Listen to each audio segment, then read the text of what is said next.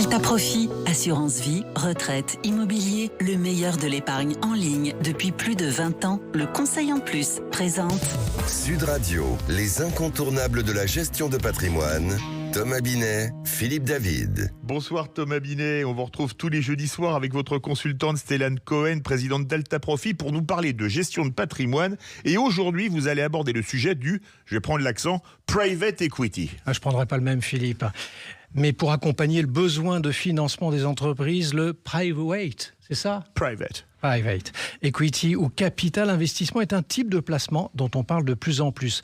Longtemps réservé aux initiés et investisseurs professionnels, la BPI, entendez par là la Banque publique d'investissement, a contribué à démocratiser le capital investissement. Alors est-ce qu'on peut d'abord donner une définition de ce fameux mot ?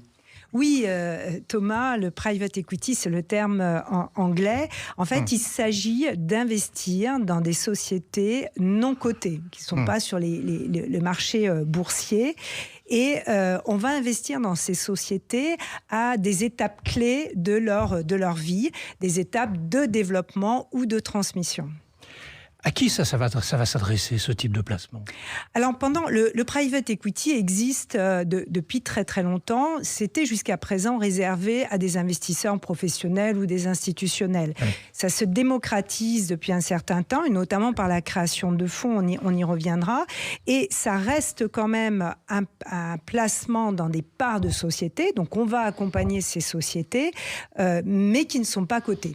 Mais alors, si j'ai envie d'investir dans ce type d'entreprise, je dois m'y prendre de quelle manière ? Alors, si vous y allez tout seul, c'est un peu complexe. C'est complexe. Ouais. C'est un parcours difficile. Il faut connaître les entreprises, les secteurs, etc. Donc aujourd'hui, il existe de plus en plus de fonds qui vont donc gérés par des professionnels qui vont sélectionner des sociétés et voir à quel moment on peut effectivement investir dans ces sociétés. Au moment de leur création, c'est des start-up. Au moment de leur développement ou au moment de leur transmission, c'est du capital transmission. Alors, j'ai bien compris ce que vous commencez à nous expliquer sur ce sujet-là. On a tous bien compris, mais s'il s'agit d'entreprises non cotées qui ne subissent pas les fluctuations des marchés boursiers, comment mesure-t-on le rendement obtenu ? Parce que ça aussi, c'est un vrai sujet. Absolument. C'est vrai que sur un marché, il y a une cotation quotidienne des parts. Là, vous allez avoir une valorisation qui va être annuelle. Cette valorisation, elle va être réalisée en fonction des résultats de l'entreprise, les résultats qui sont engendrés par l'activité, le développement de la boîte. Et donc, il va y avoir donc une formule qui va permettre de valoriser la création de valeur de l'entreprise. Alors, c'est la formule des multiples, par exemple.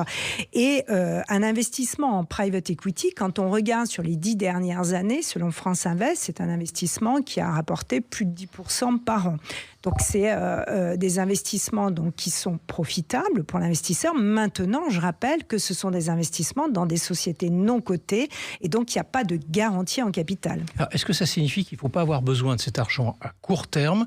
On est ici sur un horizon de placement de quelle nature et de quel ordre, du coup ?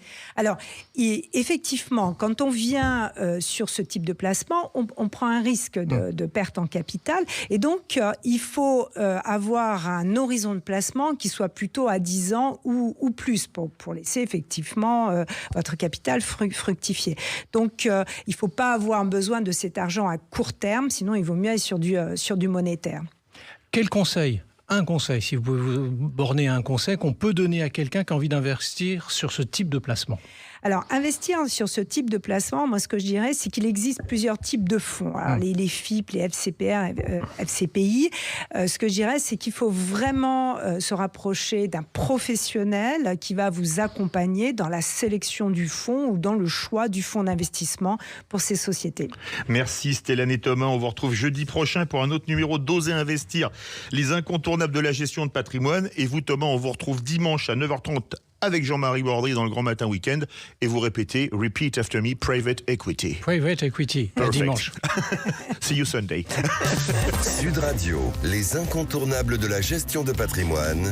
Thomas Binet, Philippe David. Avec Alta Profit, assurance vie, retraite, immobilier, le meilleur de l'épargne en ligne depuis plus de 20 ans, le Conseil en Plus.